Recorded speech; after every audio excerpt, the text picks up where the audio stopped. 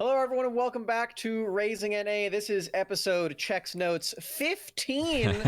We are here to talk about amateur and academy and all things that have been going on in this last week. It is today, the 30th of January, 2022, and we had a lot of games, and we have a lot of games next week as well, most notably starting tomorrow. The Unified Proving Grounds qualifier comes to a close, the first one. So there are going to be two before spring proving rounds. We got the semifinals tomorrow and the finals. And then we also are getting right back into Academy. If you don't know this already, Academy is going to be played on Thursday and Friday this week. Yeah, so, that's we actually probably should start reminding people of that. It's Thursday, Friday this week. If you show up to the Academy stream on Wednesday and you're the only one there, don't panic. Just wait a day. Everyone's like, where's my academy? Hello. Stream but broke. You know what you can watch on Wednesday, though, since no other North American amateur broadcast will be going on. LCK VODs? Yeah. You could. or you could support a English broadcast coverage of the LFL. Oh, yeah. Featuring some of our homies, Visions, Beatdown, Ravish, Sierra. I don't know if you guys know Sierra, but those are some of the homies covering the LFL broadcasts. And LFL, they do of course, standing for Le French League. Les Reckless get shit on by Cody Sun League. Anyway, we should probably stick to NA gameplay, but I do like, I like giving the French shout-outs. It's always good. And Cody's we do have some one of French us, on Academy, I just don't know how to speak it. That's Mazelle's job. You know what? That gives me an idea, Cubby. We should tell Mazelle that. Anyway, moving on. Yeah, moving on. Yeah. All right. So starting off with Academy, we are 2 weeks into the season, and COG is 2 games up on everyone else in the standings, sitting at 7-1. I personally, I had COG ranked at 4th, and I think that was the highest out of anyone else that filled out the Oracle's Elixir seminar thing. I'm by no means going to go toot my own flute here, but I think early season, if you've watched Academy games, they're the only team that is consistently playing as a team every game. And they have the most experience out of any roster. So yeah, I don't want to say I'm not surprised by that, because I think that the form they're in has been a pleasant surprise. And they're playing really good league. Rosethorn looks like a different jungler on this team. Straight up. Yeah. And they're actually playing out level 1 strats well. I feel like every third wave they're actually proactively trying to do something. They've been really fun to watch. No TP strats. Oh, no, that part is actually my favorite. I really love that CLG Academy are buying into fully unlocking Dokla as their top laner. They are giving him all the tools and resources to either whether it's just take Ghost Flash, take Exhaust Flash, take Ignite Flash, do whatever you need to win your lane and smash, and then we'll snowball through there. Because then when Rosethorn has winning lanes, it allows him to be fully unlocked as a jungler. And yeah, he hasn't really changed his playstyle since he first became known in the amateur space from his time in Zenith Esports. But pick Kindred, invade enemy red. But this is the first time where since Zenith that he's actually been fully enabled and unlocked by this. He never could always do this consistently in Golden Guardians Academy roster. I mean, I think it took GG just the entire split to actually, kind of hit where they felt like they could be. Mm-hmm. So I think that's one note, but also, I mean,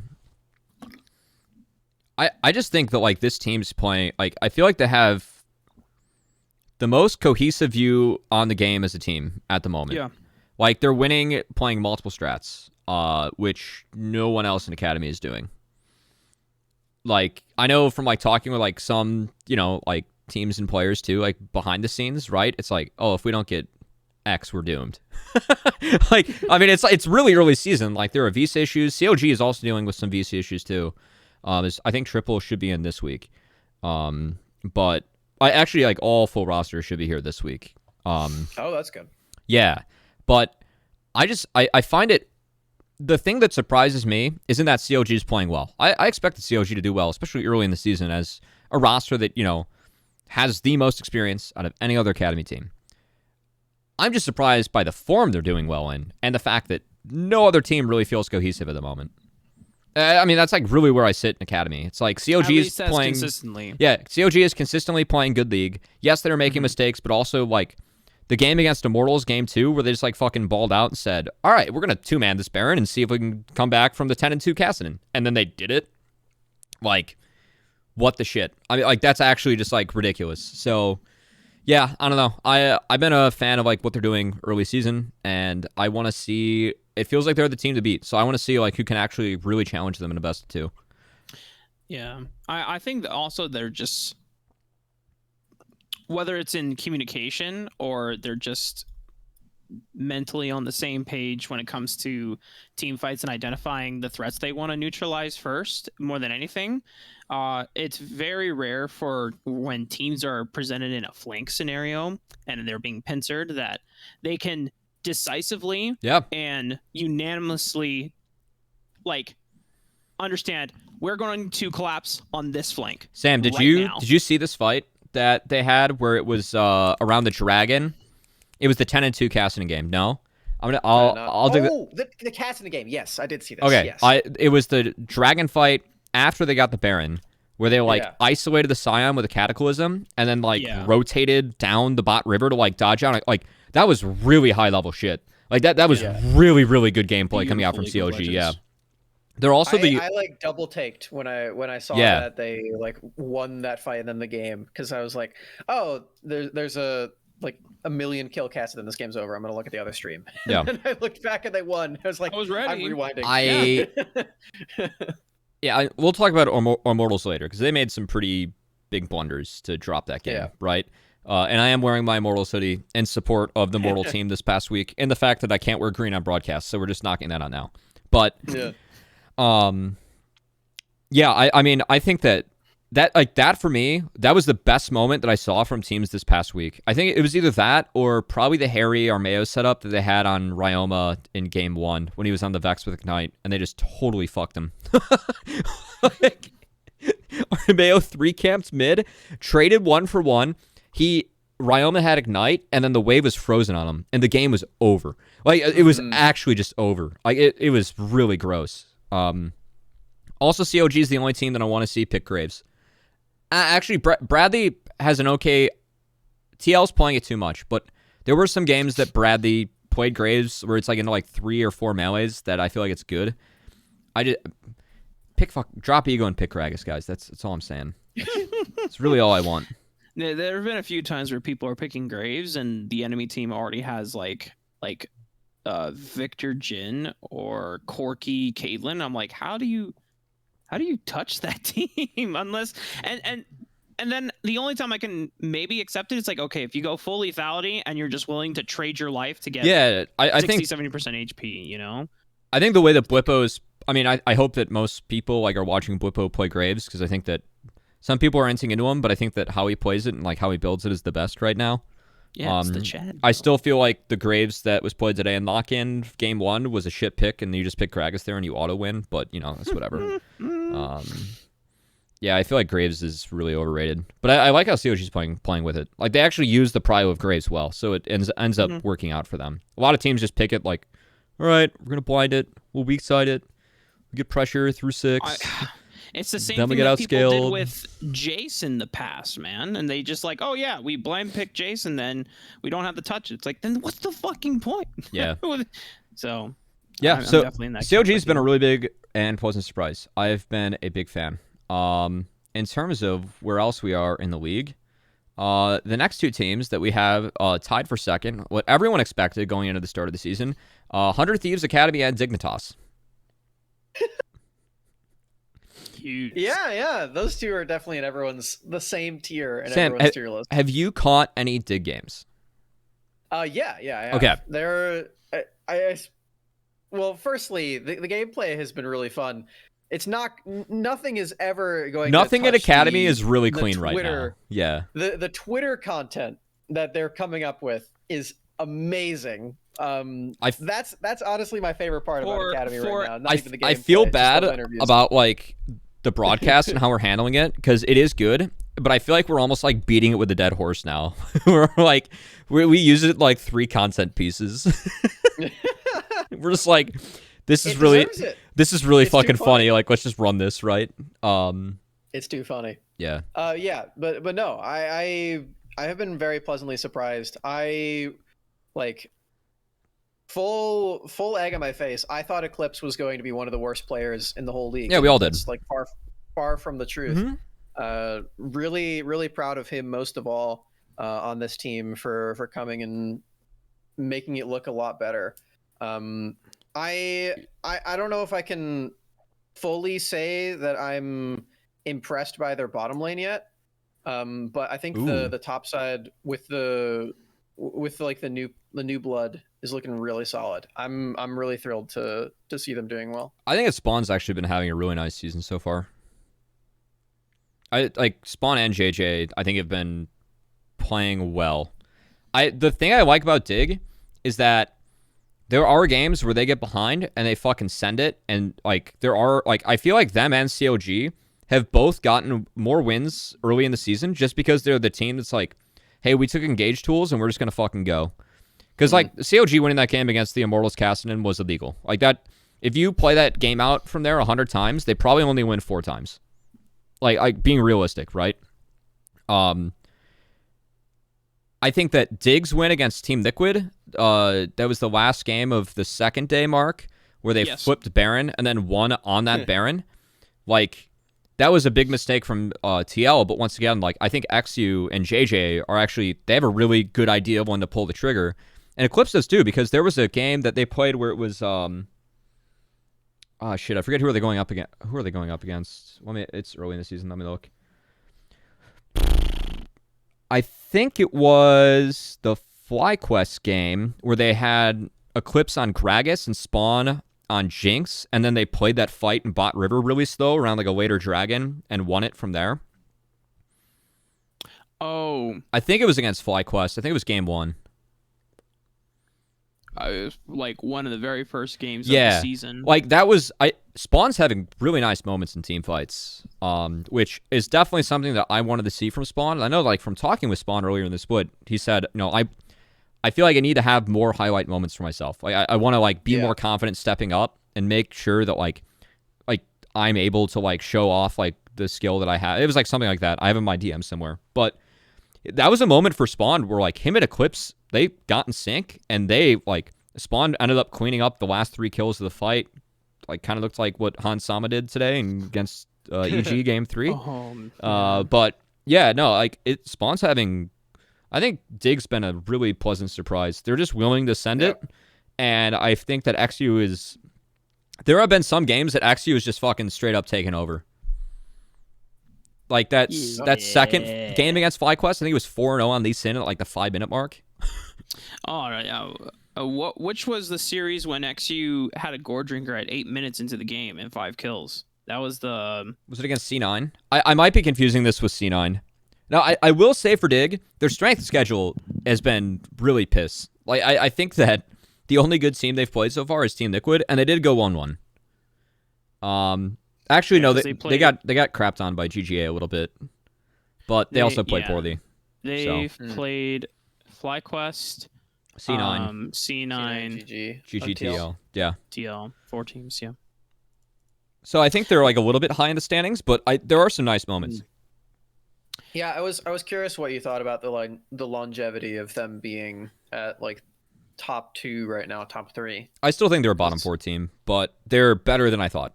And they are willing to send it, which if a team is willing to send it and sends it as a squad in Academy, I fucking love it. I really don't care how bad it like turns out. If you are trying to make plays and I can see the idea behind it and like you do it together, that's great. Honestly, like especially early season, because we are not seeing a lot of team cohesion yet. Yeah, it definitely seems like things are messy that's early. Been an impression that I've gotten pretty heavily is just that in both ecosystems, actually, both amateur and academy, that team cohesion is sort of like at an all-time low for early season. I don't know if this is just like a new season starting, and I think it's just new season.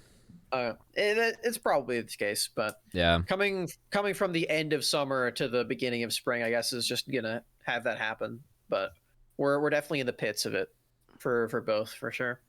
I mean, you add also all the weird changes for the preseason alone, and Were there any weird changes? I mean, TP is a big change. Besides that, though, Yeah, TP for sure. they took out one of the Drakes. Yeah, Yeah, I got fucking thankfully, we grief no by longer that, have by the way. Chemtech. Yeah, It was my take for on Gromp no crab, and they just took it out of the game before it went out. I need better contacts at Riot. Yeah. Okay. 100 Thieves. They are 5-3, tied for second. Oh, I was really upset at their loss against C9. Because like on the one hand, I saw like it was cool to see that Cloud9 were despite having subs, you know, they were showing that they knew how to punish mistakes well, and then as a team they coordinated well to just decisively take that advantage and then close it out into the game when it was still not necessarily a series or a game that Cloud9 like took by the reins and like won it. You know, like they didn't make aggressive moves. 100 Thieves were making a lot of illegal moves or over aggressive moves, and they decided to flip, and they lost the flip every single time. They got purified. Game one, Baptized by C9 scaling. Yeah, yeah. 100 Thieves game one, they pulled out the ego draft, which is the Nidalee, and even like I don't want it to be like I'm bashing 100 Thieves for picking Nidalee. I think it's cool that because coming from probably the biggest Nidalee fan in the world, my favorite champ, I love it when I see a team pull that off. Kenvy's a good Nidalee player. And Kenvy is probably one of the best Nidalee players in NA, period. Yeah. But you need to make sure that it shows that when that strategy does not work, when your team isn't facilitating that pick to its best, and the moves that they made were, you know. Yeah, I don't want to continue bashing on it too much because on the one hand it's like I always want teams to try things, and so I think the best way to just put it is they tried a very risky draft, and you know it didn't work out. So well, you know what else they tried that did work is putting Gamsu on Tryndamere, and that was badass. I love that game. The first series against TSM last week was really dope. That was awesome. I'm really happy that they're not just like keeping him tank jail for the whole split, because we it was a good matchup for Trindy, and they can flex it probably. We saw that the opposite happened with like Tenacity when he was on 100 Thieves Academy, where he came in as like only a fighter player and like would cry and moan if he got Ornn, and he ended up being like one of the best Ornn players in the whole tournament. I was curious to see if it would go the other way with Gamsu, where he was like only tanks and he could like try the stuff. And Tryndamere is not the most mechanical champion, you know, and he is a little bit busted right now. But I think that was a really good sign for what the rest of this season's going to be. Like he played in his first 6 games, so pretty exciting. Busio gets in this week. I think a Sword subbed in admirably. I think that Donbray for AM has also subbed in admirably. Well, when we do talk about Hunter next, I'm on the fucking... I feel like I'm the ringleader of the Busio hype train. Unless the ringleader is like Papa Smithy, because then he's definitely the ringleader of the hype train. I am the conduct. I am like the person behind it. I'm shoving in the coal, man. I'm really excited for Busio to start playing. I think this guy is like everything that you want out of a support prospect. And I'm really looking forward to seeing if him and Wixie can be good. Also, Prismal put the highlight clip of him and Busio like 2v3ing, like and getting a triple, and I just got the blood pumping. I want to see more of that, like on Academy, yeah. So yeah, that's gonna be good. Yeah, I do think though with 100 Thieves at the moment, if Kenvi doesn't get ahead, the team just doesn't know what to do.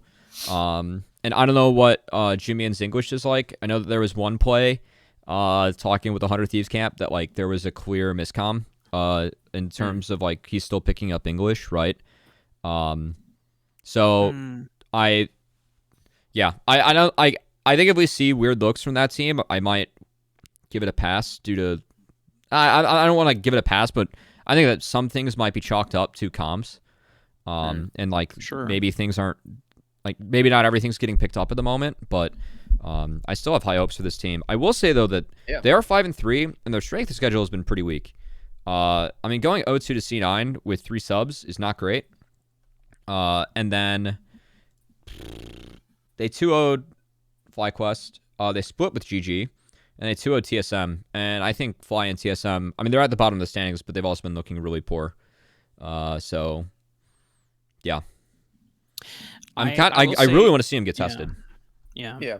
The bright notes definitely is that Gamsu is developing at a fast pace. And even though, like, we know that Gamsu's not a new player, you know, he's coming still back picking the game back up after taking a break or being in a completely different esport. So the fact I've known that when at least Gamsu was back on Dig and Fnatic, he was capable of playing carries. I always think of the hack room. Well, for hack room is one of them. For me, it's the Olaf top that he pulled out. I remember the 1v2 that was fucking sick. Anyway, the fact that Gamsu is getting back to his like carry perform this early is like a nice thing for 100 Thieves to alleviate as they are bringing together the full roster together, and they can start getting them to synergize quickly or as fast as possible. I'm definitely with you. I want to see the full power of the bot lane now that Busio is back in with Wixie, and I'm just really unsure of Jimian at the moment. He's the only person that I'm just like, you know, I can understand why Josh was like, I don't understand the hype behind this guy quite yet, but I'm sure that like, you know, if the comms are that much of an issue at the moment, then it's just going to take time. I don't know if it's that much of an issue. I just know that one thing was like one big mistake they made in the C9 series was due to a miscomm. I think that one was pretty easy or pretty obvious to see if you go back and look at those games. Right. I mean, most of Jimian's picks have been facilitators, right? Twisted Fate and Rise. Yeah. So, and it's not even like the full damage Rise builds. They're more tank Rise builds. So he's just soaking up damage and he's putting in pressure and he's just trying to set up plays for everyone else. So he hasn't really been put in a role to carry and therefore, you know, have any flashy stuff. So, you know, I can maybe see like why I'm not impressed or wowed, but he's definitely not the best performing mid in the past 2 weeks. So I can agree with that. I have hopes, but I mean this week 100 Thieves plays TL and CLG, so I feel like we're gonna learn a lot about this squad because TL is gonna be back with Ayla, I assume, and they're gonna be at full strength, and then CLG has been the team to beat. So I really want to see how many wins 100 Thieves can pick up this week because that's the 2 best teams right now. Dude, what if you get Ayla back in? Yeah, man, the world we live in where we get to say that CLG is a top team. Oh man, someone called Kangas, they are, bro. Someone called Kangas from 2018 where that was the start of when will this team be good again? And let them know in 4 years, Kangas, that's how long it will take. It's okay. In 4 years. This is what your MSI semifinals cost. That'd be 6 years, but you know. Yeah. Wow. A price was paid. Okay. They made it to the finals, Kevy. Or my bad. Yes, finals. Second place finish. Yeah, that's right. Yeah, they beat RNG and then semifinals win. Got smacked by C9 or T1. Anyway, I can't count 6 years. 6 years. Yeah. From 2016. Okay. Yeah. I think that's about it for 100 Thieves. I don't know about you guys. We've got the Jekyll and Hyde teams coming up next. Oh, I will switch this into 2 categories for all the 4 and 4 teams. So first off, IMT and EG. As I said, Jekyll and Hyde teams. Yeah. 4-0 into 0-4. And then EG, who day to day look different. So which team do you guys want to start with? I was much more attentive in week 1 than week 2. I watched a lot of day 1 in week 2, and I missed day 2 for the most part because I was out of town. However, with that being said, I am confused with what happened to Immortals because I watched all of their games in week 1. And I was like, oh yeah, these guys are sick. Chad's getting Viego every single game. He's so good. They're smurfing on everyone. I don't know what I haven't looked at it close enough to know what went wrong. What do you guys think went wrong for them? I was really impressed before. I think the first week, Concept got to play some of his best champions in every single game. He got Mundo, and he got 2 Mundo counters into EG for whatever reason. He also got to play Singed, and the Singed wasn't punished in lane. It didn't get dove like COG did. Good job, COG. And I think the only other game was a Malphite pick, which it was a good Malphite game. Yeah. So like, I mean, when the stars align for a good Malphite pick, it's hard to look bad on that champion. Like, if you're looking bad on that champion, I feel like I don't care how you do in lane. I care about if you're hitting the ultimates, and if you're not, then it's. I don't want to boil down IMT to just that though, because I feel No. I feel like there's a lot more going on. Like specifically the series against COG, Concept was getting caught out in the fights where COG was in the comeback game, and then got pushed around by the Singed, but there were some weird mispositions coming out from. Like, Joey got split from Arrow when he was on the Tom Kench in one of those games. The team cohesion looked weird when they weren't playing from ahead. I think that's what this kind of boils on down to. So, yeah. I want to clarify before we go further. Yeah. The reason why I harbored on Concept is because when I went back to my power rankings for Immortals, and I predicted that they would be like a 7th, 8th place team, it was because I expected that Chad was going to be good. I expected that Pretty was going to be a top 5 mid laner, and the bottom lane was I have no idea because Arrow's coming in hot, but I don't know how well he's going to synergize with Joey, and Concept was the big question mark for me. And so that's why I was like, okay, well, when Concept is not something that the Immortals team has to worry about, then they can deal with the only concern, which is sometimes the bottom half of the map not beating some of the stronger bot lanes that we have. But I know that what you're saying about certain timers for the team and positioning and setup around objectives was incredibly weird. Especially I think the most criminal was in their series against FlyQuest. That that was not a good series. Like the COG one, they should have won one of the games, and I thought the other team or the other game they just got COG just drafted good solos and just got ran. Which I think is the way to beat IMT. If you pretty much know that IMT is gonna be playing a tank top laner, just ban Mundo and run a side laner, right? It's not a bad strat. The other games though, after that, I don't know. It felt weird. It felt like this team was they didn't even play terrible against. I mean, not winning the Cassina game was bad, but I don't feel like they played terrible as a team. Against FlyQuest, they did not play well as a team. It was something weird happened there. So I don't know. I don't really have a read on them just because the first week did look so good, and then the second week it was what happened, right? Yeah. So I kind of need to just see more. Yeah, it was crazy because when they played against FlyQuest, the team fighting, I feel like something just broke down in the line of communication. That kind of happened in the COG game too. Mm-hmm. and the first one when they were behind.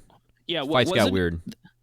I just remember one fight where Concept was very, very durable on the Scion. Like he didn't necessarily like have a winning laning phase, but he got a lot of resources and he's like a huge tank. Was it the fight in the top choke with Chemtech Soul? No, because he had a really nice engage there on the angle. It was probably mid lane. I'm thinking about he got caught twice. Yeah, that's another good example. But there's another example where it was around the Dragon Pit, and Immortals like they had all the means necessary to like look for a fight, and they just stood there, and then they let Concept walk up and die for free, and they didn't do anything with it. And it was such a weird, like, because Concept clearly had it in his mind that is like, okay, I'm going to walk up and start taking damage. We need to force a fight here, and then Concept got chunked to 3/4 HP, and Immortals didn't do anything, and then he just died for free. That was a weird game. Yeah. Fun game, but it was a weird game. Yeah. So. All right. What about EG?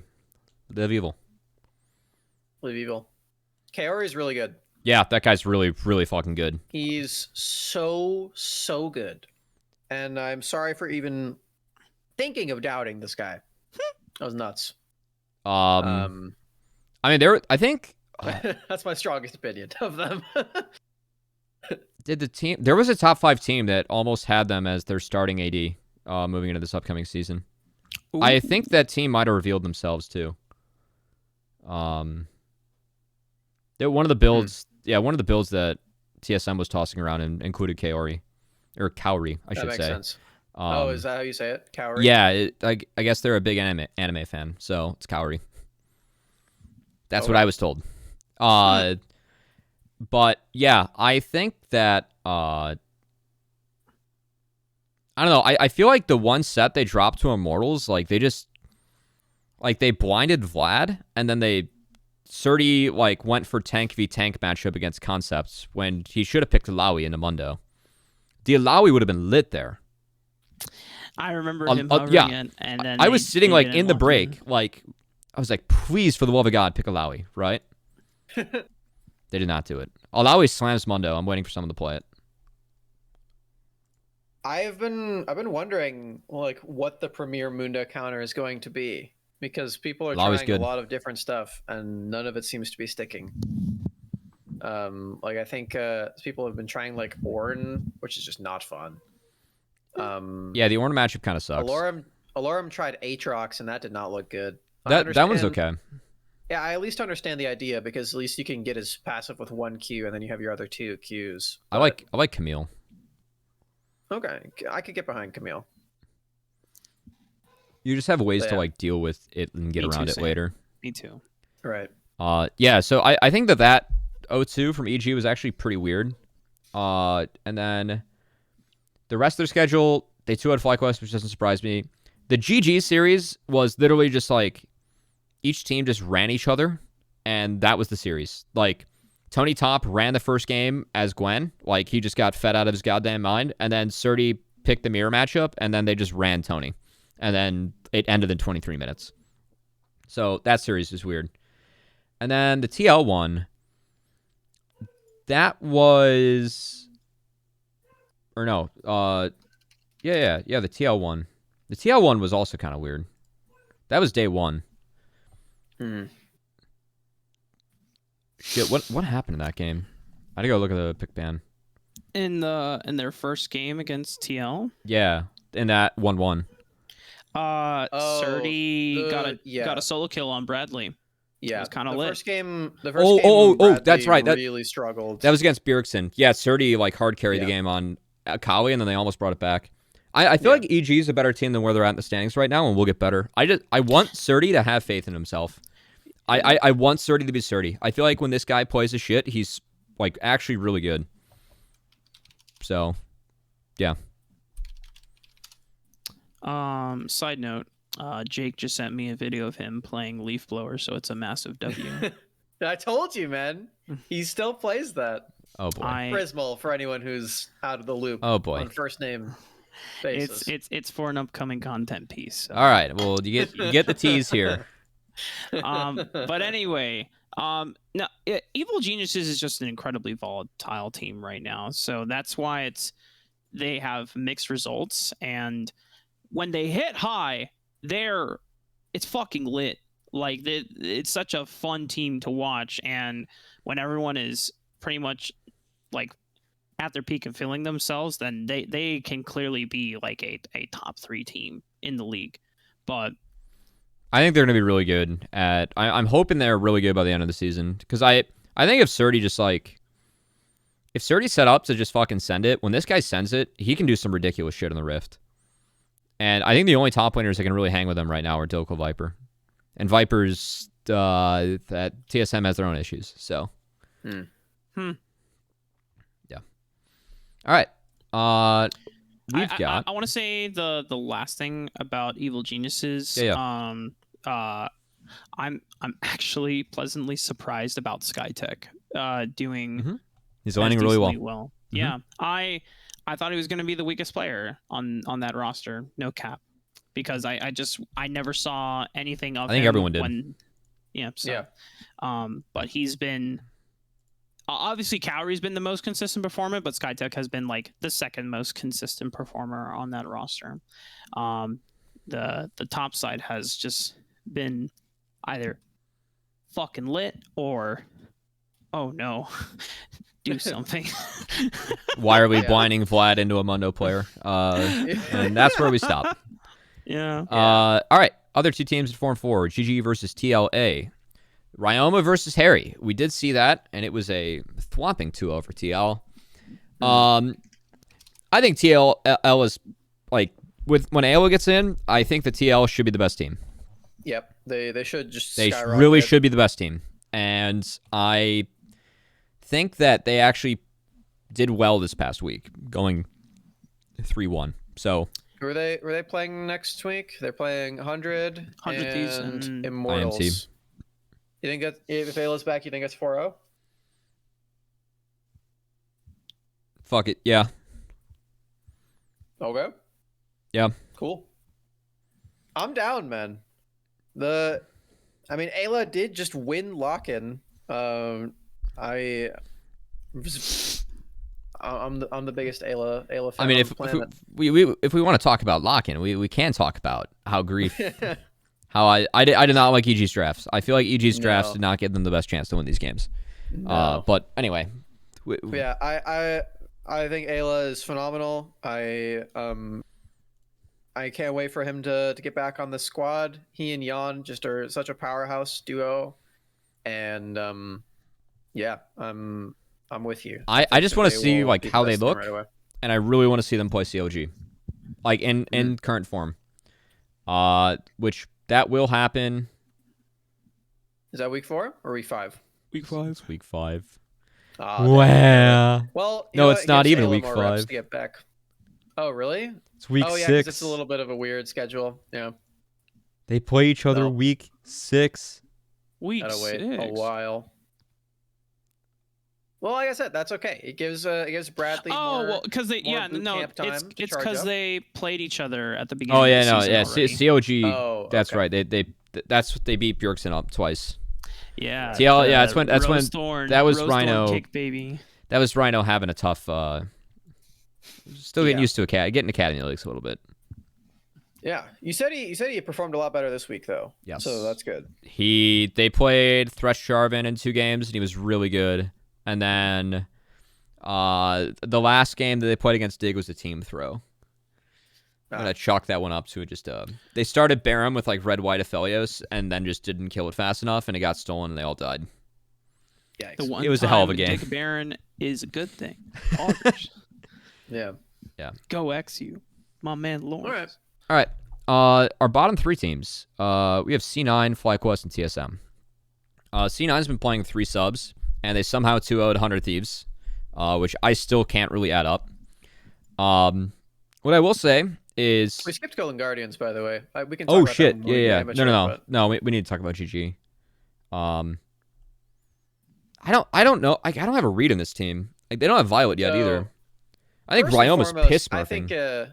I think it was absolutely awesome that they limit tested a game in the unified tournament with Diana Yasuo, and then they pulled it out in Academy the same week. That's true. That was a good. It was a I smash think and that's win really too. funny. That's a good call. They yeah. practice proofed it. Exactly. That's what I'm saying. Mhm. Yeah, Stixay still looks really good. Ryoma's playing really well. He stepped it up more. He's having some weird inconsistencies in amateur sometimes. It's clearly not mechanical. It's definitely something going on within the team because his mechanics are still top notch. Like Ryoma is really just crushing it. So Still. it's just playing with Iconic, probably. I mean, yeah, I would assume so. That's still an issue. It's getting better, but that's still an issue. My main concern with this team. Also Chime is really crushing it. Obviously, very very high on Chime.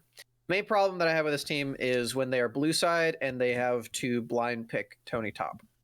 I think his blind pick pool is pretty weak and has been exploited Just pick Gwen a few times. You could do that. They are not choosing to do that very often. I think his Renekton is pretty bad. He's 8-1 on Gwen right now. It's his most played. That's across all levels. But yeah, right. I agree with you. I mean, he's not gonna. I have the fix Okay. for Tony Top on blue side, right? So the funny thing is that because of Tony Top's weird champion pool, he's someone that like they're not gonna pick like Gragas top for him, but he'll occasionally be like, he should play Gragas. Yeah, he should. Everyone should. But he should. Anyway, but back on his Mirage Esports days, one of the specific top laners that he wanted to play is like, you know what, I want to play Lulu here. I think it's a really good matchup. And Lulu's an enchanter, Lulu? and I don't know, but what's also an enchanter that you can play top lane and you can put it in any matchup, and it's just annoying as hell. And I think it would fit in his wheelhouse. Janna Smite top, baby. That's the pitch. That's the sale. Thank you for coming to my TED Talk. I'll be leaving now. He's actually going to leave too. Yeah. All right. Here we go. Yep. There he goes. What a beautiful man.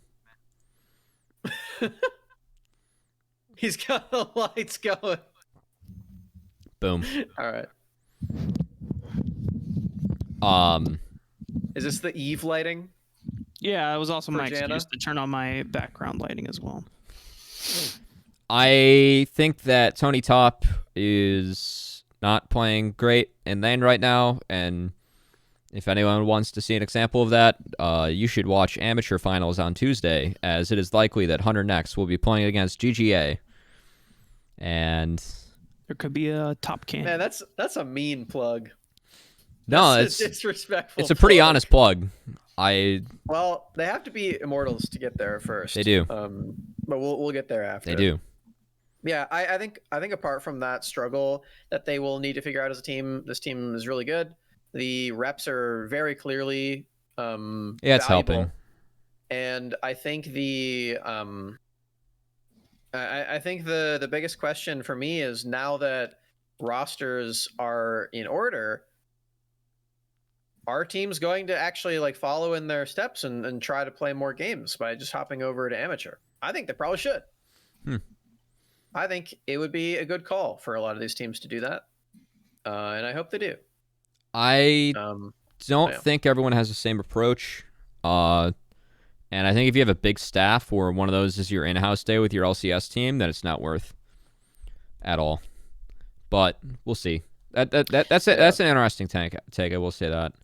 If you don't have access to like scrims with LCS teams or your LCS team on a consistent basis, I think then it's one way to get valuable practice. But if you already do, then that's probably the best quality practice you're going to get, and you probably will have worse quality practice if you're playing in a circuit.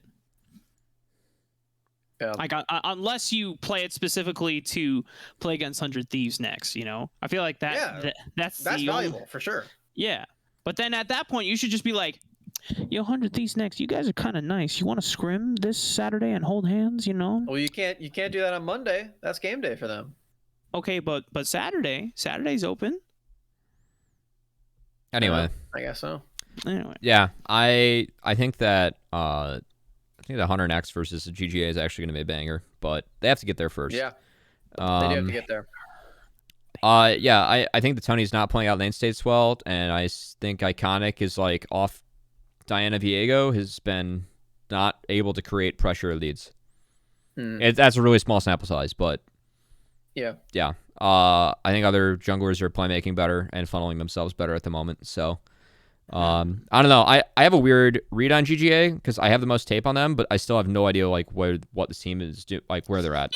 I really don't. Like it's like, all right, Ryoma carries early or 6A carries late, and then we just go from there. Yep. And I feel like Very that's true. like the read I have of this team. And sometimes they play TF comps, sometimes they play Yasuo comps, and that's cool. We also might be seeing Violet in the Academy games this week, if what you're saying We is true. should. Not the amateur games. Well, actually, he might play in the amateur games. He's on the roster. That's a good question. I have no idea. We'll have to check that out with him. That'd be interesting for sure. Yeah. So that would yeah. change things up. I personally would probably not want to, if I was trying to win. If getting more reps for Violet is also valuable, but if I was trying to win, I would probably not sub out an on-form Stix-A when I'm about to play against Meech. That's probably not what I would do. But more Violet reps is good for them as well. So yeah, I feel we'll see about that. I feel like in amateur you should just play Violet because it's going to be better for a CAD. Like that's what you're doing in the long haul. The only problem is that they do get the prize money if they place higher. That's true. Which I did not know at the beginning, but that is actually the case. Yep. Okay. Moving on to C9, FlyQuest, and TSM. C9 playing with 3 subs. I will say I think that Keetong is actually playing admirably, and Frost Forest is a smarter jungler than some of the ones that we have in Academy, and they've been scaling. This team is literally scaling in terms of members and what they're drafting. It is. I respect the blue side Gragas. I feel like that's where it's at. Copy is also playing very well, even in the losses. How well? Would you perhaps put him at rank 1? Well, I mean, like, yeah, I mean that's a plus, but I think compared to his performance in summer, I feel the way that he has been. Some of the mid game control he has had has God, I don't know how to define the right words, but he's playing out his lane states really well. Being that dominant as towards the tail end of summer. Yeah, he wasn't like he was on some champs, but he's playing really well right now. Like I was tweeting out that like if C9 wanted to win lock-in, they should have played him over Fudge. And I think if C9 cares about Spring Split from week 1 and they want wins now, they should play Copy over Fudge. It's not close to the better mid laner is at the moment. Now C9 has the right. I mean, their goal is to win worlds, and they have more data than me. So maybe in scrim games, Fudge is doing well. That's my cop out. But if you look at the games that are like we all have public access to, it is not close. It is really not close. Copy's playing good league right now. Really good league. Oh man. Yeah, Cubby really incited the wrath of some some Twitter users. I had a lot of LS fans ask me why I don't watch his stream every day, and I was asking them why do you not watch Academy or watch some copy VODs before try and have a conversation about this, and we just kind of met, and that was the dead end. It stopped there. It was fun. I saw a lot of that on your replies. I also did see a lot of people who were agreeing with you, so that's pretty cool. It's not close. If you watch the tape in the public games, it's not close. Now, like I said, Fudge had a bad lock-in tournament last year. He got way better. If C9 feel like this is the best way for them to win worlds, if he's really vocal, if he makes the team better, I don't know what goes on behind the scenes, but in terms of raw play, Copy is like 10 times better at the moment. It's no debate. And if you want to debate, then you should probably watch Academy odds first. But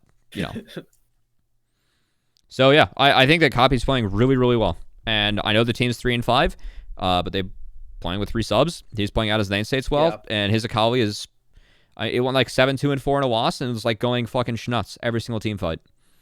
And he like got that lead into a Victor matchup, which we watched Palafox get pissed on by Jojo Piano Lock-in playing that same matchup.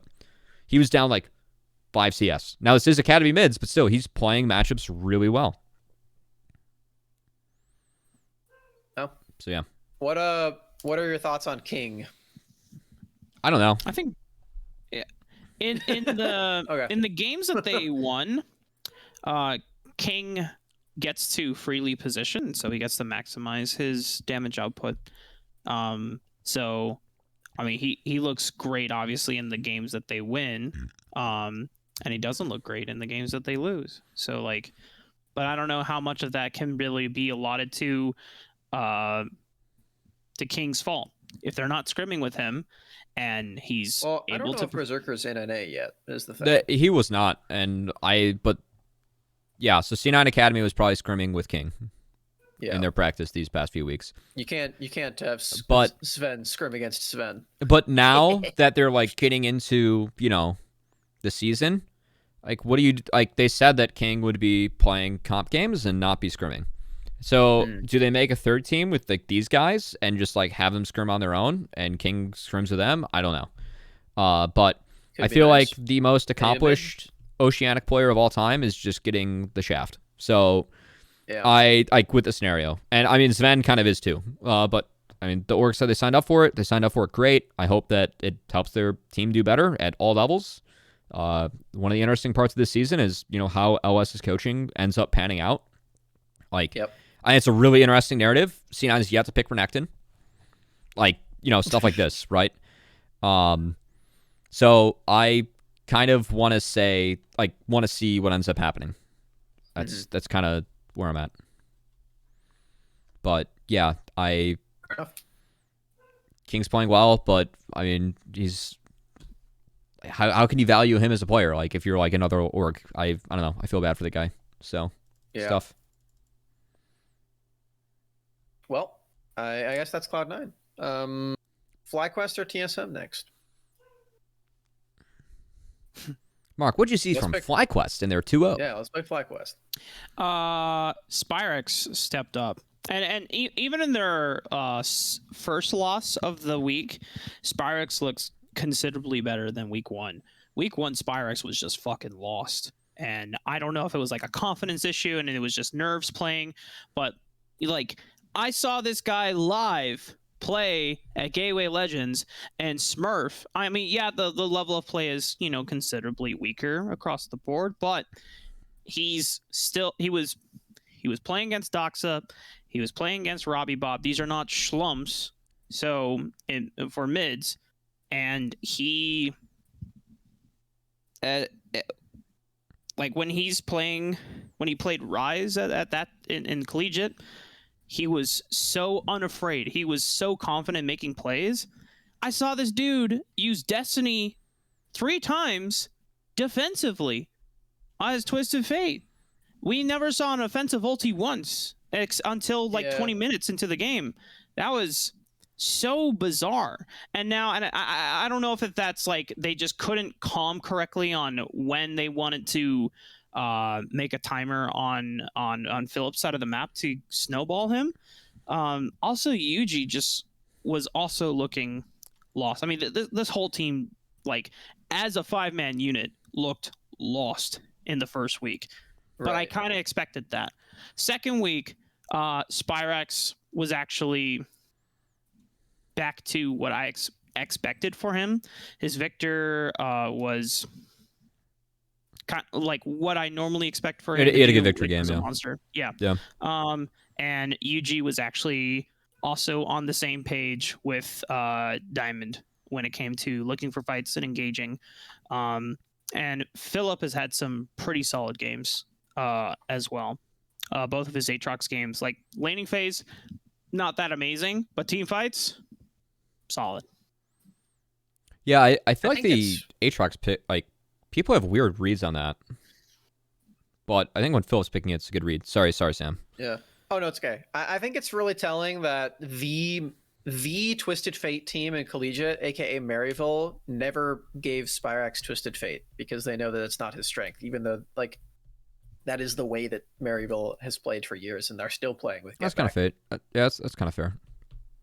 And then FlyQuest picks in Twisted Fate in week 1. It's like, we sure about this? Like, I know. Yeah. I know we want to like put it in his champion pool. I get that, but like, I think we're gonna see. Don't you think Maryville tried this? That's true. I think we're gonna see FlyQuest like what they did in spring last year was like just pick scaling comps like 24/7, and I'm not sure if that was like, here's how we're gonna teach the team how to play the game, or if that was like, hey, here are the strengths of the players that we have, right? Or like we like want them to learn this concept. And week 2, they very clearly went back that identity. Whereas like week 1, they were playing the fast stuff, right? So I kind of curious what ends up happening with that. Yeah. I still think this team has really high highs later. I think their rookies, counting Philip, are really promising. Yeah, people really slept on the Spyrex UG pickups and Philip scaling. Mm-hmm.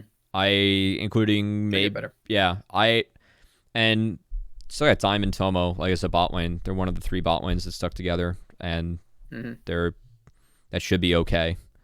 So yeah, I don't know. What do you have any like different diagnosis, Mark?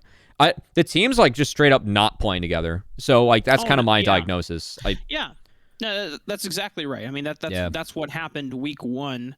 Like this was a solo queue team. UG was making invades or plays without the rest of his team around him. Tomo and Diamond looked like they were trying to salvage the burning bridge. Philip is just chilling top lane, trying to make sure that he doesn't fall behind, so that at the post-game lobby, it's like, well, I went even my lane. I won my lane, quote unquote. You know, I was up in the farm, so it wasn't my fault. It didn't seem like a team. But I will say one of the most endearing and heartwarming things I saw was the Philip interview after FlyQuest's win on Thursday. And that definitely gave me some brownie points over to him. And so now I want him to do well, even if I expect his team to be one of the bottom performers this season. I think in spring, bottom 4 for FlyQuest is kind of like what I expect. We'll see if they scale in summer. But I think UG and Spyrax and even Philip was like thrown in the fire like halfway through, right? Yeah. They're still kind of picking things up. And yeah, I think that once UG gets more acclimated, I think that's when they might start doing well. Because the guy has hands, but he's playing a different game than the rest of the squad right now. So yeah. Yeah. Okay. All right. TSM. We got TSM last. Viper's still good. I think Instinct is doing better than I thought he would. Instinct is my favorite performer on this roster at the moment. Yeah. I'm pretty impressed with Instinct. I think Yurasan has been underperforming a little bit compared to the end of last year. I really don't think this guy can play Enchanters. Yeah, it's not. It's definitely the meta. It's a real struggle for him. They haven't attempted it. Like the one Rakan game he played, he just didn't look like the same player either. Yeah. So I don't know. He's an Alistar player through and through. It's just definitely not his rel is nasty. He's been playing that a little bit. Yeah. Yeah. I feel for him because this is definitely not his comfort. But yeah, he really does need to get that together. I do want to see if they like try and keep on working on that though, because I feel like that's like a big like. He is an insane engaged sport player. Like he needs that if he wants to get picked up. So I do want to see if TSM is like able to kind of bring some of that out. They've been extending Takeover's champ pool, which has been good because he was known for only the hypey picks. And he played Orianna. He played Victor. Like it doesn't look amazing at the moment, but like once again, if these players want to play at a higher level, they need to get these skills in competitive games. So I like the TSM's doing that. I think it's a good approach, yeah. And the individual members, like I don't think Yurasan's looking very good on his stuff right now. Nope. That's to be expected early. Like you said, I think Takeover has really stood up. And yeah, I think Instinct is really solid. Definitely not a hot take that Viper is smurfing it as well. So I don't think they're going to be last by the end of the split. We have yet to mention one name. We have. Yeah. The one series the TSM won, Hyper played really well and kind of gapped Frost Forest. The other series that TSM have lost, Hyper has been getting ran. And that needs to change. Yeah. Yeah. Yep. Yeah. Cock. Yeah. Okay. Let's see. One question we have is actually kind of interesting. How come Dig is doing better than Fly if the same thing, all rookie topside? Because and here's why. It's because Dignitas actually buys into the system that they that whatever it's via coach or just that the team is on the same page. And it's clearly that the belief and the trust in the teammates are actually there versus than what FlyQuest has. Okay. And the mentality of Dignitas. And like obviously we have a lot of social content on what behind the scenes looks like for Dignitas, but Yeah. I would be very surprised if the FlyQuest camp looks as jokey and as I'd be surprised if any team looked like jovial. that. So Yeah, like I don't know. I don't know if it's the Deos influence or if it's the Bobbin influence, aka their socials guy. just But yeah, they're having a they've good time. really just done a great All five job of them are of so funny. getting the team to bond and to really just like have them embrace their personality on camera. Because it's not like they're not perfect on camera, but they're fucking funny, man. And I love interacting with them.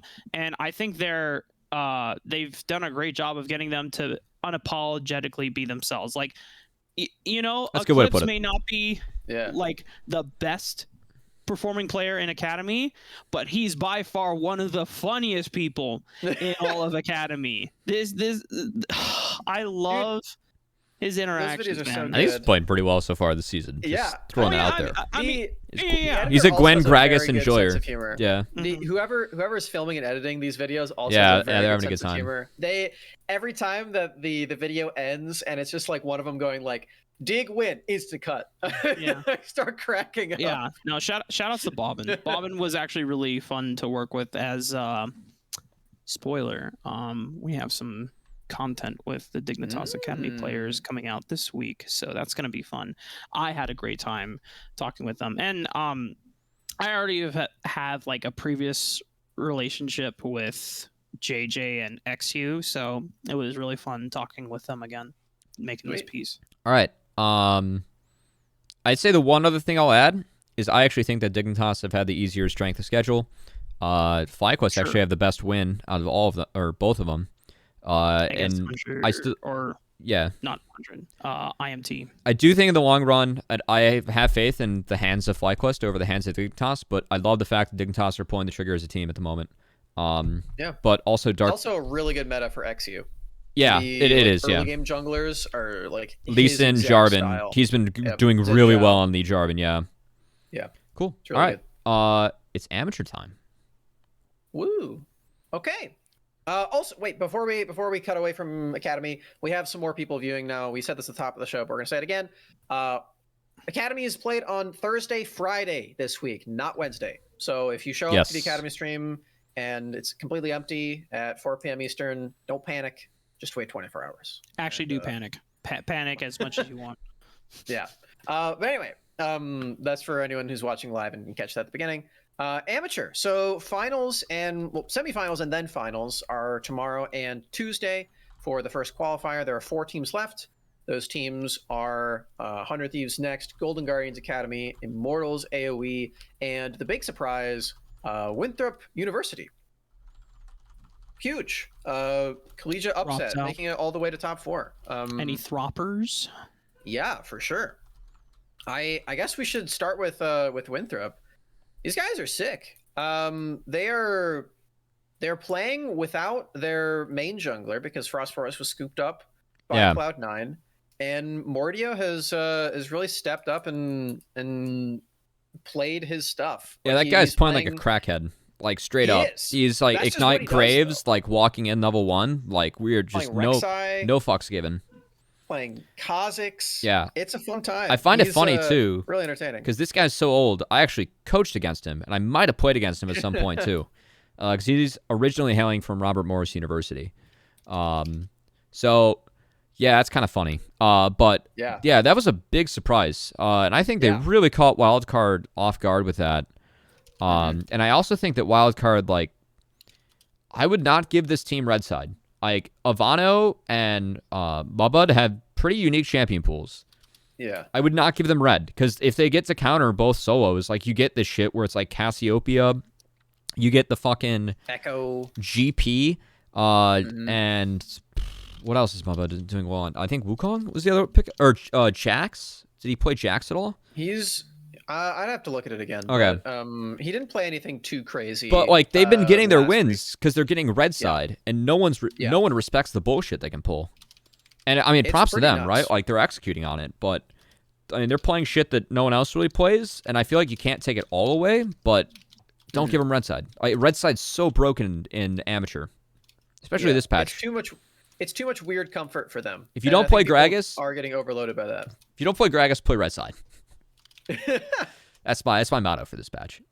There you go. We are still 11 or 12-1, so a few things haven't changed quite yet up to live. But yeah, I'm pleasantly surprised with this team. Last year we saw Winthrop in like with this form, because this is not the same roster that they won CLOL with. Only one remaining player, and that's Kenji.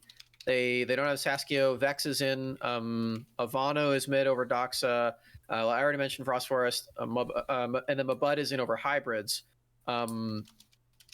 Most of these guys did not look very good when they first joined the roster for Winthrop. Mabud and Vex have really stepped it up in my eyes. And I think Ivano is competing for like one of the best mids in all of amateur right now. His champion pool is really good. I think he's also playing the standard stuff really well. His team fight positioning is off the charts. I have really, really been impressed by Ivano. And I think Vex is playing the utility stuff really well too. Like I think his Jhin is phenomenal. So I'll have to go out. I'll have to go back and check some of those VODs then, because I haven't been looking out for that. Yeah, very, very dude, watching the wildcard series was such a trip, man. Yeah, was that the one we were watching in the meeting? I was definitely watching. I think I watched that in the meeting. I think we were in a meeting during that this past week. Anyway, long series. That was a weird one. It was definitely strange. I think putting Alorum on Aatrox is not going to be something that we see happen again. I mean, I think the wild card. I'm interested to see if they keep Pocus. Yeah, I actually wanted to ask you. I thought Pocus actually played okay. Because I wanted to see, like, what is your diagnosis on why Wildcard is not doing as well in terms of expectations? Like, is it... Do you want my caster answer or my honest answer? The honest answer. We're on the podcast, We're on man. the podcast, I was calling for Copy to be put in over Fudge. I think Manui is barely a top 10 AD in amateur. That's fair. I don't think he's very good. That's a very honest answer. They dropped Psycho, and I think Psycho is a little bit better. I think that they need a new AD. That was so bouncing around.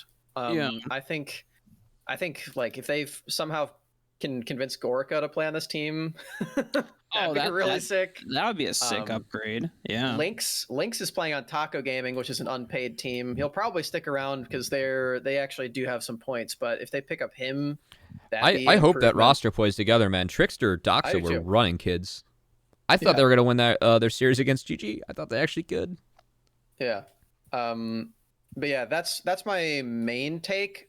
I think it's also some growing pains with the draft, and I don't fully like blame Lucian for this, but they're really trying to put Strompest on like early game enablers and like assassins like LeBlanc Akali, and that's just not his style. I think like there are champions that are his style that are good right now. Like you could very easily slot him onto like Victor Corky or his comfort that we all know, like Cassio Rise, and I think they'd be doing a lot better if they did that. The one thing that is working right now, of course, anytime Alorum is playing a tank, Griffin on Lee Sin is so cracked. he is cracked out of his mind. Old Griffin. Old Griffin, Wildcard Griffin is on Lee Sin. I think he is the best jungler in that tournament. Who won Interesting. the Griffin so on Griffin series, by the way? Was it Wiggly Griffin? Wiggly Griffin? Oh, okay. So then Young Griffin has to rename to Raymond 2.0 or something. Oh no! Well, did they play a series against each other? Yeah, because they was did fun. in the OQ, and Young Griffin won. Yep. I forgot about that, but Oh, yeah, old Griffin. Man. Old Griffin has been doing really well. They I both think- can't have the same We name. shouldn't be calling This him is Old ridiculous. Griffin. I'll call him Wiggly Griffin. I gotta pay some Wiggly respect, Griffin. man. You know what? Griffin Senior. Let's call him Griffin Senior. Oh God. Okay. Griffin That's Senior and Griffin- I feel like still an Griffin and older Griffin Jr. term. Yeah, we'll go Griffin You- Jr. I call him Ray. That's his first name. All right. but, So sorry, Wiggly, but yeah. no, I do think that He's great.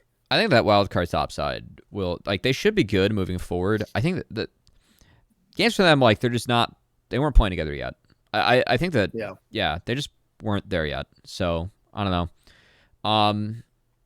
My favorite is going to be watching Immortals AOE, watching if Winston does this fucking level 2 Jarvan gank for Meech Yeah. again. I feel like every game he just goes red to bot and it's like, It's so Meech, good. please win our team the game. Meech, it's you're memeing about it, but that's actually just such a good strategy. Meech is so good. He's actually just completely smurfing it, and I think that Winston is definitely onto something when he goes for this, because Anime Girl has played really well weak side also. I think this team is very well constructed to do the Meech 1v9 thing. Trevor's been looking really well too. This is an Trevor's old been looking really C-Law finals rematch from 2019. Iconic Yeah. versus Winston. Yeah. Oh, Maryville artist and, formerly known as University of Western Julian. Ontario. Yeah. Yeah. Julius. But Julius, yeah, Julius, my bad. Yeah. Are we gonna talk about the matchups we have now, or Yeah, sure. So this is where I was slightly skeptical on whether or not the finals would actually be Golden Guardians versus 100 Thieves, because Immortals AoE are undefeated in game score, not even just series score, game score, since they lost in the first round of groups. They have not dropped a game since then. They are looking really good. They have this strategy to play around Meech. Meech is very solid as a player. Trevor is really doing well to facilitate that, and just mechanically, he's made a lot of really good improvements. I think he worked really well on the St. Thomas. Is that the collegiate team he was on, right? That they're a boot good camp team. with Array. He's doing super well. His Thresh was gross in the series that they played in the playoffs, in the quarterfinals. The Thresh performance was insane. yeah, him and Winston were running a couple of those maps. I think that my diagnosis once again though is I think you just played Diana Yasuo into IMT. I think that's the move. Could be. Yeah, I don't know. I think this might is be. interesting because I think both teams right now are better on red, but I really don't want to give AoE IMT red. But if I'm GG, I kind of want blue. So then it's do I Diana Yas? I don't know. I'm putting myself in the head. I think that any draft right now that's opening with J4 Thresh is really broken. Yeah. But IMT figured that out. And very on early blue, you can't do that because if Thresh is up, then Chime will take it. Yeah. And so I feel like doing Chime's that. also playing Blitzcrank into it for what it's worth. Yeah, I'm a big fan he's of got that. counter pick. Fuck Nautilus, yeah. Yeah. That's been Um, really good. Yeah, I don't know. I feel like this is an interesting matchup though, because I really don't see that many Mm-hmm. windows that AoE IMT can take it. I think that the best chance they have is for Winston to just run Iconic for a map, like on Jarvan Yeah. or Lee Sin. So if I'm GG, You I'd probably take also- blue side and take those away and go from there. You also have the advantage of playing red and getting Anime Girl a really gross counter matchup, because his champion pool is pretty good. He's definitely better on tanks, but he can play things like the Gwen really well too. So Yeah.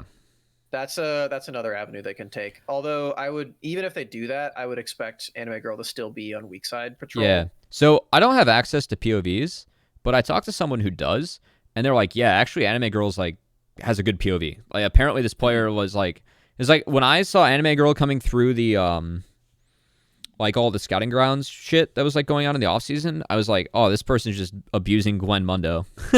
Like, that was like kind of my read on Anime Girl. Yeah. And then I was like, okay, like I haven't really seen Anime Girl do well on like outside those two champs. Like I have doubts. And then I talked to someone who's like, no, this person's POV is like actually good. So that was interesting to me. So I think a little bit more highly of the AoE IMT squad now off of that. As weird as that sounds. Did you watch his 1v2 against Taka Gaming? When he was on Graves. He was against Graves, I think. Okay. I think he was playing Kench. Yeah. That was really poorly played by the opposition. It definitely was. It's really poorly played by the opposition. He punished it really well. Yeah. So I don't know. I think that I was trying to get Winston like a good Jarvan or Olaf matchup, and then just put Meech on like Aphelios and try and go from there. But I feel like GG will not let them have Aphelios or J4 or Lee, and then I feel like the game. I don't see a lot of other strats that IMT can run to win. That could definitely end up happening. I want to see if they show more strats. That's like kind of what I think I'm at right Playing now. Playing Meech is not limited to just Jarvan, so hopefully they can find some other way to do it. It's definitely fair though. Zinzao, Zinzao's there. That's my IMT take. Okay, do we want to give predictions for that series? We already kind of talked about GGA. Yeah, so it's a best of 3, by the way. It is. Fans at home. Yeah, both of them are best of 3. I'm gonna. We can touch on that for a second. I think it would have made a lot more sense if they just had a B stream again for this day and had both semis best of 5. I don't see any loss in that other than like paying people for that day, but I don't think that's that big of an issue. That's probably something that I will give to them as feedback for the next one. But anyway, I am going to give an Immortals optimism take and say that they're going to 2-1 and make it to finals. I'll give them a game. GGA 2-1. The coward tier prediction.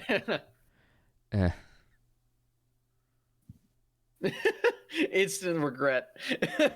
Yeah, it's GGA 2-0. I'm going 2-1 IMT. That's fair. I respect the boldness. I think that they're going to forget to ban Ezreal in game 1, and Stixxay is going to smurf on them, and then they're going to not forget to ban Ezreal after that, and then Meech is going to do his 1v9 thing for 2 games. That is my take on how it's going to go. You know, I haven't seen any tape on IMT.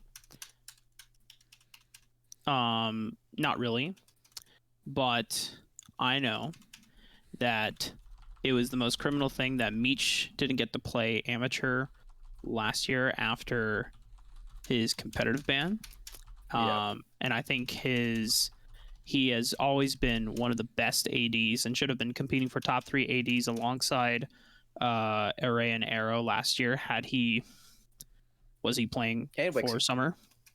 Oh yeah. I mean, but I think he would have been definitely in that pool, right? Yes. So, and I think if Winston and I mean GGA, I'm not sure how I feel about this team. Especially if they play Violet. Like we don't actually know if they're going to play I feel good about this team in AM enough to say that they'll 2-0. You know what? They actually play the Diana Yas comp like they know their timers well. Yeah, they figured it out. They actually did do quite well. You know what? Let's ban Diana, and then Immortals will win 2-0. Boom. Whew. Just to make it fun. I am okay. That's okay. And you know why? I'll also say this because I'm being boring. That's why. I saw Anime Mark Girls wants to spice it up. I saw Anime Girls POV on the Tom Kench blind prediction play. I was like, all right, that's pretty sick. It's good camp control. Yeah. So you know what? Go off, King. Go smash GGA 2-0 and move on to the finals. Yeah, it's a good team. I'm like predicting IMT is not a troll. I'm telling you, I they're a good team.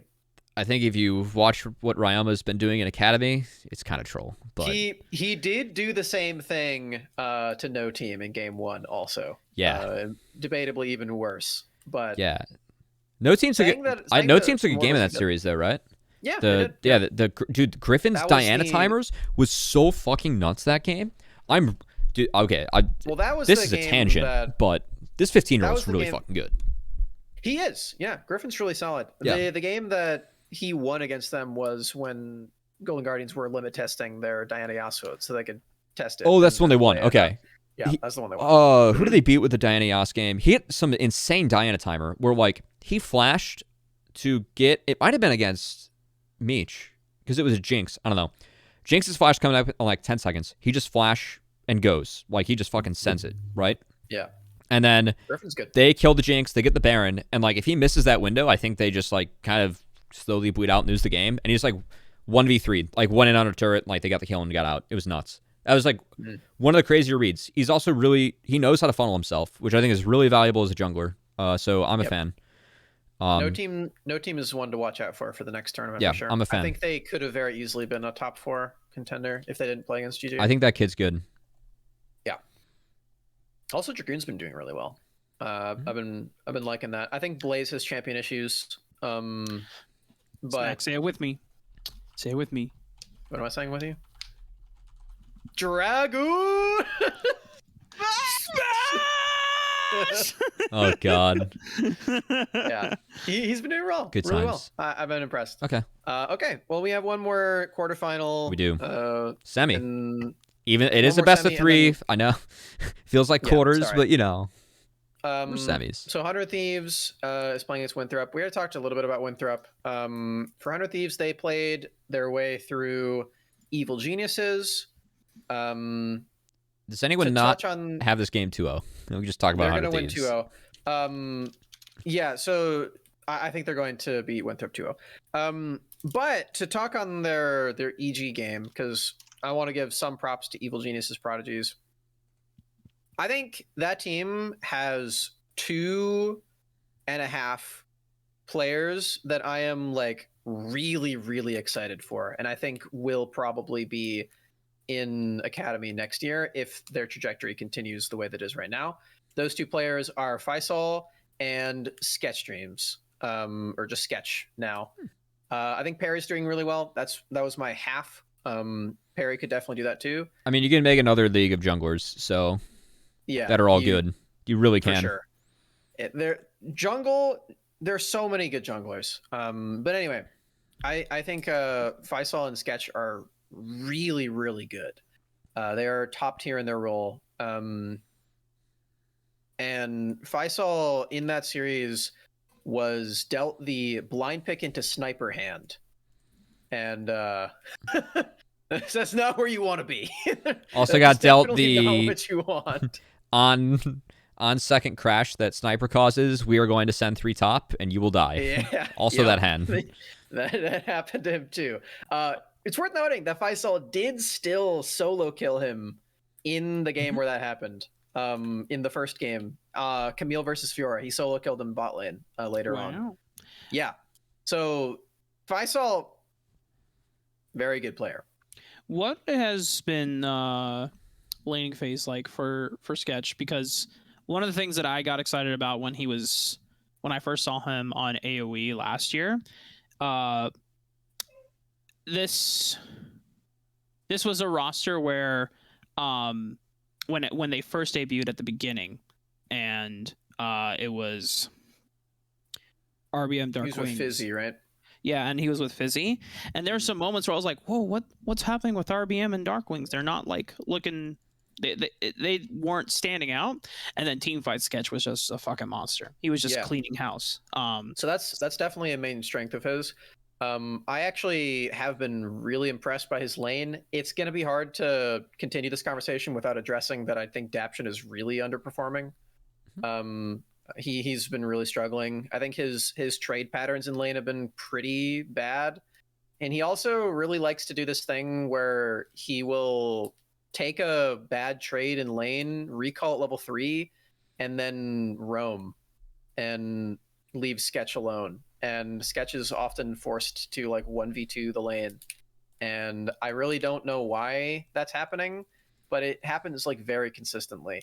And Sketch is still coming out ahead in these situations. Like he is getting the better end of 1v2s in bottom lane and sort of just like maintaining and doing damage control. Again, it's gonna sound really mean because Daption is underperforming to him, but I've really just been to look on the bright side. I think this is just a really good set of games and a good spotlight on how good Sketch is in the lane. And like you said, his team fighting is top notch as well. So he's very much impressed me. I think he is maybe not like in the Array Meech tier, but if those guys are like S, he's like A+ for me. He's very good. I can agree with that. Just based on what I saw last year, I think I definitely would have put him in the tier right below Wixie Array last year with like I think the other really good AD carry at the time was well, no, like in that A+ tier, like Gorka as well, because like Gorka was super good, but it wasn't enough to help TSM push through into Proving Grounds. But yeah, like Sketch and Gorka definitely could have. Are you basically saying that Daption is just like, oh yeah, you play like your Arrow because I'm leaving, and Arrow was always fine to 1v2. It's Daption's just not finding like good engage angles right now. Is getting caught. It's kind of weird. Okay. Yeah, I don't know. Like if he looks dizzy. Yeah, in a lot of the games. This is weird. I very much have a different like list of priorities on the players that I'm really excited about on EG. For me, it's Faisal, Perry, and then the rest. So I find it interesting you guys are like really hyping up Sketch Dreams. So I don't know. Maybe I gotta go take a second look. I've watched. I mean, I haven't seen tape for EG Prodigies this year. I just remember that Sketch was super exciting on AoE when I was still unsure of how RBM and Darkwings were doing, and those were the two pieces that was supposed to be like the selling point of that roster when it was put together, because everyone else was either unknown or untested. You know, Faisal being an untested marker because a lot of people were already talking about him behind the scenes, being like, oh, he's going to be a really good top laner. Or for Sketch, I have no idea what his experience was like prior, right? But a lot of my opinions are coming from the VOD reviews that I've been doing with Beat and Rude. And they can vouch for this. We literally just go through the team fights and watch it 10 times. One for each player. We did this especially for Evil Geniuses because they missed out on a best of 3 because there was an FF.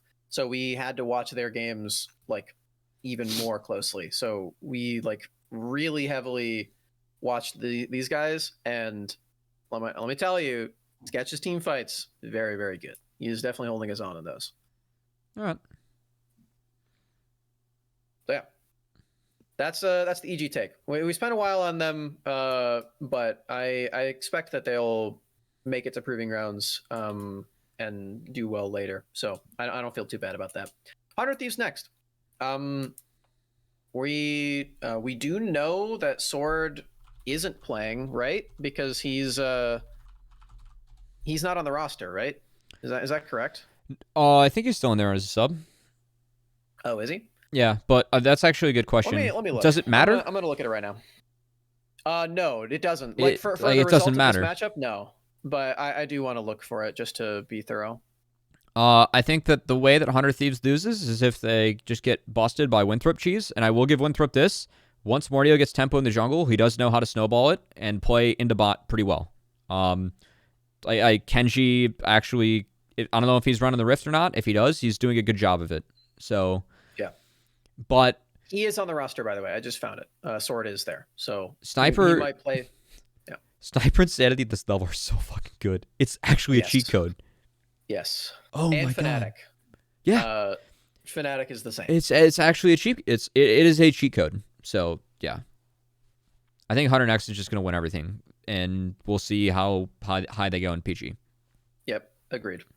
They're going to win this tournament. They are going to be the team to beat for the next tournament as well. Yeah, it's honestly like pretty funny to go back and look at the game that they lost and be like, that might be the only game that they lose this whole tournament.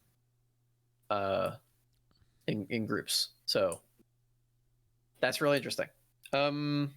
Yeah, I think this team is really good. Dombre, once his time on this team is done, I really, really hope he finds a spot in another team because we need this guy in the league. His support play is so much better than a lot of the other players in the tournament right now. He's playing really good. Him and He's Keatong so should good. both find teams. If they Agreed. want to play, I think that him and Yeah. Keatong are both very deserving of like finding teams.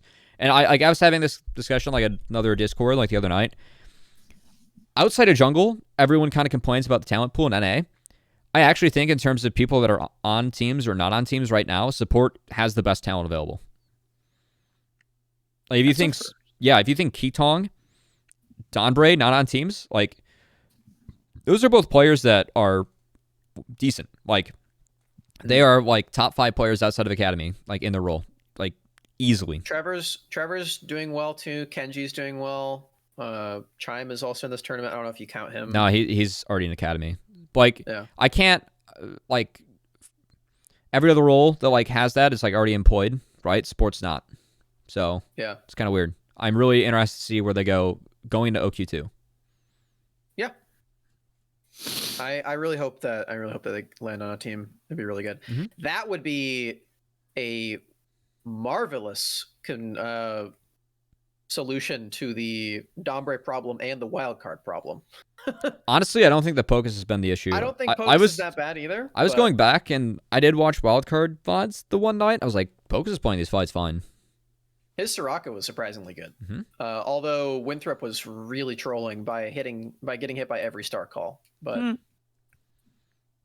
I think it's after having played Soraka and played against Soraka many, many times, it is definitely more on Winthrop than Pocus for the star call stuff, but it is what it is. Raf, you want to get in on the fun of predictions for Hunter Next? We got to do GGA versus Hunter Next too.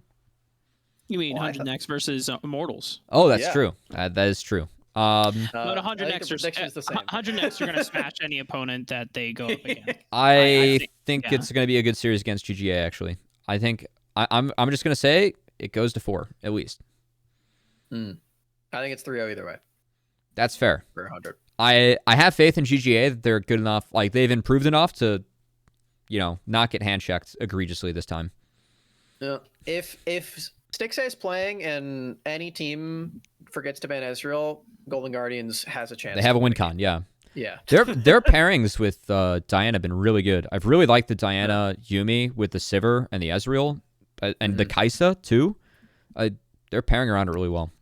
I hate to say it, but more teams should be playing Yumi. That's just true. Champion's good. So I've already reached my quota for spicy takes for that's not a Unified spicy Grand. take. That's just true. It's a hard pill to swallow, but it's necessary. No, not Yumi. Just like saying that it's anything but 100 Thieves next win for finals. Yeah. So I would be more surprised than I was today when EG lost, and that was pretty surprised. Yeah. Well, with that, that's our amateur talk. Everyone tune in to the Academy channel tomorrow and Tuesday. There will be no B stream, so you'll be able to catch all of the games on that channel, along with me. I'll be there. yeah, I want to know who's on the desk, who's casting the games. What's the I will let you know right now. The desk is me and Travesty. For the finals, it is going to be Mike Young and Cubby. And for the semifinals, it is going to be Five Fire and Vacant. That's gonna be pretty fun. Oh, the jungler. Yeah. The casters, we have Beatdown C9 Jolly social media tomorrow. That's is he Former. Oh, okay. But yeah, the Beatdown Jolly are casting semis, and then Dean and Eric, aka Rebel Fox and Desrex, are casting the finals. Oh yeah, It's gonna be a great time. That's a really, yeah. Yeah. Cool. Yeah, that's gonna be such a good finals cast. All right. Holy shit. All right. Well, before we wrap up, Mark, what's up? Got any updates? Any plugs? Any life updates? Yeah. What's the dating like? No. Yeah. Open This up is your the hinge. Proving Grounds podcast. Hello. How's your love Save life? that for the Twitch stream afterwards. Follow me at RafaCast everywhere. You already know. Easy Cool. enough. All right. That's it. Yeah. You know what? I'll give you guys a life update. My cats have been getting along better, Huge. and that's great. Huge. For a lot of reasons. One, they are not murdering each other as much anymore. They still fight sometimes, but it's not to the death. Two, Victor has been using my office, and if they coexist, I could get my office back. So Huge. I will be on an Ethernet cable now, and my pixelated camera won't happen as frequently, hopefully. Huge. And I can It's big actually time. play League of Legends, not on 60 ping. So That actually that is the biggest going one. to You probably get like be 22. great. Yeah, around there, 22. Yeah, when it's 23. plugged in, yeah. Yeah. Oh Also, my the god, other going from thing 20 is to that 60. I get access to my capture card, so I can actually stream Wild Rift again. So Huge. that's gonna be really cool. Okay. I was really excited for that, and then that thing all happened, and I was like, well, can't do that now. Sweet. So All right, so tune in to Smack streams once Wild Rift comes back, and then Yeah. Awesome. All right, well, thanks so much for everyone for joining us at episode 15 of Raising NA. It's been Academy and Amateur, and we will see you again hopefully sooner than later. bye.